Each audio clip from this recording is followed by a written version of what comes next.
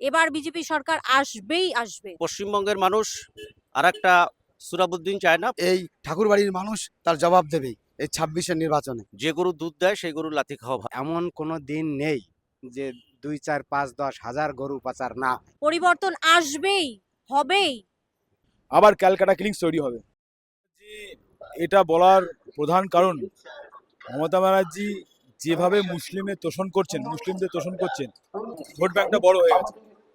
সুতরাং ওনার কাছে এটা না বলার কোনো কারণ নেই, উনি এটা বলতে বাধ্য। কারণ তাহলে না বললে মুসলমানরা ওনাদের এলাকা ছেড়ে চলে যাবে।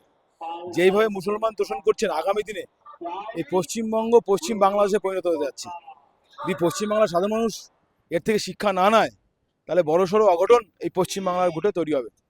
আবার ক্যালকাটা কিলিংস তৈরি হবে। সুতরাং আমাদের পশ্চিমবঙ্গবাসীর মাথায় রাখা উচিত, পশ্চিমবঙ্গের সুরক্ষার স্বার্থে, পশ্চিমবঙ্গের ভালোর স্বার্থে, পশ্চিমবঙ্গের সনাতনীদের স্বার্থে এই পার্টিটাকে উৎখাত করা দরকার। একদম। এই সরকার তোষণের রাজনীতিই তো করছে। এখানে মতুয়াদের ধর্মে আঘাত হানছে। পাঠ্যপুস্তক বইতে রামধনুতে রংধনু চলে আসছে, তারপরে জলের বদলে পানীয় চলে আসছে, গরু পাচার, সিন্ডিকেট, নারী ধর্ষণ, সবকিছুই তো এই সরকার। সে একজন মহিলা মুখ্যমন্ত্রী হয়ে মহিলাদের কথা ভাববে কি? তাদের একটা রেট বেঁধে দিচ্ছে, ধর্ষণের এই রেট, নারী বয়সের একটা চার্ট করে দিয়েছে, এই বয়স হলে এই টাকা দেওয়া হবে, ওই বয়স হলে ওই টাকা দেওয়া হবে।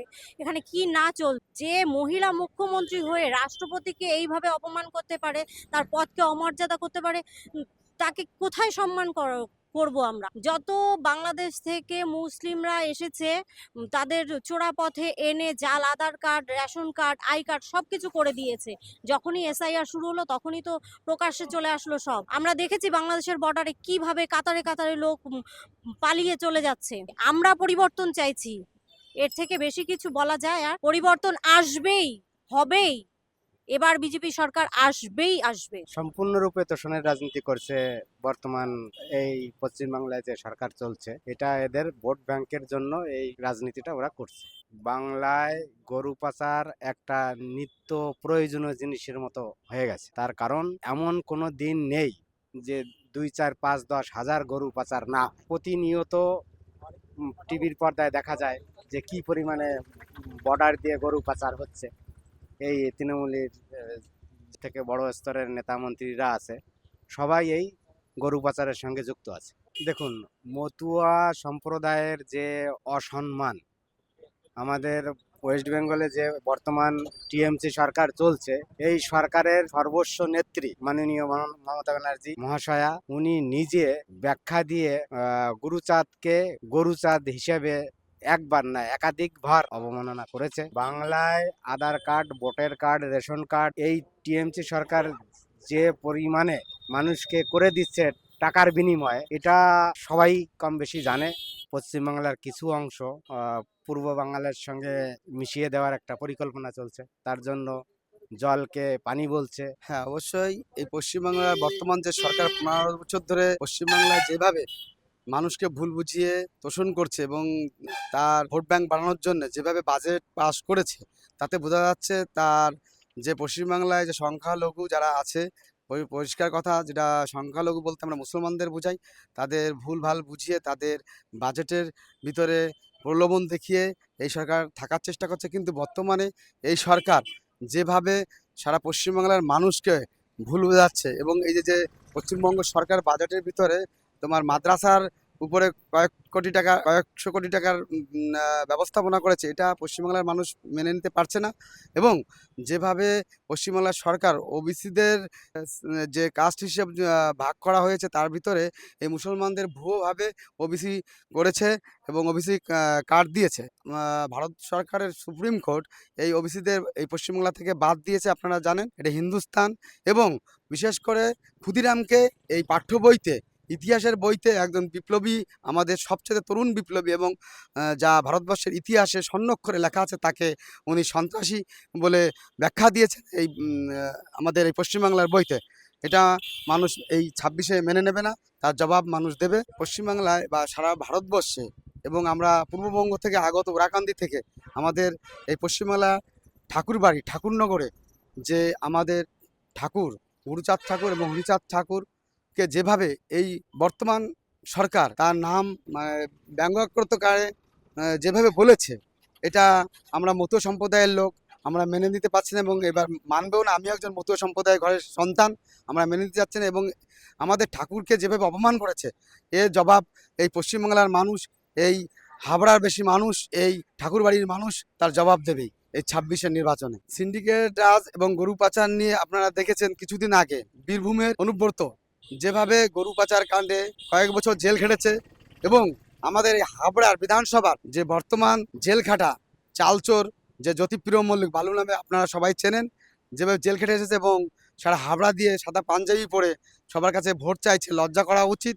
এই হাবড়ার মানুষ এটা মেনে নেবে না, যেহেতু সিন্ডিকেট এই হাবড়ায় যা যা করেছে সেটা এই টোটোওয়ালা, অটোওয়ালা, ভ্যানওয়ালা, রিক্সাওয়ালাদের কাছে শুনবেন। রেল স্টেশনের যেসব দোকানপাট আছে, সাধারণ মানুষ, গরিব মানুষ ছোট ছোট ঝুপড়ি দোকান করে বসেছে, এদের কাছ থেকে সিন্ডিকেটের ওদের যে নানান রকমের চামচা বেলচা এবং জ্যোতিপ্রিয় মল্লিকের যেসব ছোট বড় নেতারা আছে এরা হাত পেতে রাস্তায় দাঁড়িয়ে টাকা নেয়, এটা এই হাবড়ার বিধানসভার মানুষ মেনে নেবে না। এটা এই 26-এ উপযুক্ত জবাব দেবে। এবং পশ্চিমবাংলা জুড়ে সিন্ডিকেট তো চলছেই। আপনারা জানেন আমাদের বর্তমান বারাসাত লোকসভার প্রার্থী কাকলিজ দস্তিদা যে রাজারহাট নিউটানে যেভাবে জবরদখল করে মুসলমানদের বসিয়েছিল এবং জমি প্লট করে সরকারিভাবে পিছন দিয়ে টাকা পয়সা দিয়ে রেজিস্ট্রি করে যেভাবে বিক্রি করছে, এটা একটা সিন্ডিকেটের একটা বিশাল একটা চাক রাজারহাট নিউটানে আমরা দেখে এসেছি। মানুষদের ওখান থেকে উৎখাত করে দিয়েছে, যারা স্থায়ী বছর বছর ধরে বাস করছে ওদের ওখান থেকে উচ্ছেদ করে দিয়ে সেসব ফ্ল্যাট বাড়ি বানিয়ে বানিয়ে বিক্রি করছে। এটা পশ্চিমবাংলার মানুষ এবং আমাদের বারাসাত মানুষ এটা মেনে নেবে না। এবার 26-এ এদের বিসর্জন দেবেই। বাজেটে সায়েন্স অ্যান্ড টেকনোলজির জন্য বরাদ্দ 82 কোটি টাকা, অন্যদিকে মাদ্রাসা খাতের জন্য বরাদ্দ 5,713 কোটি টাকা। ভোট ব্যাংক নিশ্চিত করতে এই সরকার কি তোষণের একদমই তাই। আমরা দেখেছি একটা নির্দিষ্ট সম্প্রদায়ের জন্য একটা বড় অঙ্কের টাকা বাজেটে ঘোষণা করা হয়েছে, অথচ সায়েন্সের জন্য সেই বাজেটটা অতি সীমিত। তোষণের রাজনীতি ছাড়া আর কিছুই নয়। আজকে মমতা বন্দ্যোপাধ্যায় নিজে বলেছেন, যে গরু দুধ দেয় সেই গরু লাথি খাওয়া ভালো। আজকের দিনে দাঁড়িয়ে আমরা দেখতে পাচ্ছি একটা সম্প্রদায়কে ধর্মীয় সুড়ি দিয়ে বিভাজনের রাজনীতি করছে। কার্যত মমতা বন্দ্যোপাধ্যায় গোটা পশ্চিমবঙ্গটাকে 1946 সালের দিকে নিয়ে যেতে চাইছে। কিন্তু পশ্চিমবঙ্গের মানুষ আর একটা সুরাবুদ্দিন চায় না, পশ্চিমবঙ্গের মানুষ আর একটা ক্যালকাটা কিলিং চায় না, পশ্চিমবঙ্গের মানুষ আর একটা রাইট চায় না। সুতরাং এই তোষণের রাজনীতি বন্ধ হওয়া দরকার। আমরা 34 বছরে বাম সরকারের রাজত্বকাল দেখেছি, আমরা এখন তৃণমূল সরকারের আমলে দেখতে পাচ্ছি এই বাংলায় শিল্প কলকারখানা বলে কিছু নেই। এই বাংলায় শিল্পের যে পরিবেশ তৈরির যে প্রচেষ্টা আমাদের রাজ্যের মুখ্যমন্ত্রী মমতা বন্দ্যোপাধ্যায়ের, তার দিকে কোনো ভ্রুক্ষেপ নেই। 2026-এর নির্বাচন শিল্পায়নের নির্বাচন, 2026-এর নির্বাচন মেধা মর্যাদা দেওয়ার নির্বাচন, 2026-এর নির্বাচন পশ্চিমবঙ্গের শিল্প বিনিয়োগের উপযুক্ত পরিবেশ তৈরি করার নির্বাচন। এই রাজ্য সরকার তথা মমতা ব্যানার্জির অনুপ্রেরণায় একটা নির্দিষ্ট সম্প্রদায়কে ওপার বাংলা থেকে আসা অনুপ্রবেশকারী যাদেরকে জাল পাসপোর্ট এবং জাল ভোটার কার্ড, জাল আধার কার্ড এগুলো তিনি তৈরি করে দিচ্ছেন। তার প্রমাণ আমরা জলের বদলে পানীয়, এটা অ্যাকচুয়াল বাংলাদেশে ব্যবহৃত হয়, নাস্তা পানি। তো সুতরাং মমতা বন্দ্যোপাধ্যায় সেই সম্প্রদায়কে তুষ্টিকরণের জন্য এগুলো করছেন এবং মমতা ব্যানার্জি সম্পর্কে আর কিছু বলার দরকার নেই, কারণ তিনি কবিতা লিখছেন এপাং ওপাং ছপাং। পশ্চিমবঙ্গটাকে উনি অ্যাকচুয়াল জামাত ইসলামের সরকারে পরিণত করতে চাইছেন। কোনো ভারতবর্ষের প্রধানমন্ত্রী এই ঠাকুরনগর শ্রীধাম ঠাকুরনগরে কোনো প্রধানমন্ত্রী আজ পর্যন্ত আসেননি। বর্তমানে আমাদের দেশের যে প্রধানমন্ত্রী বিশ্ব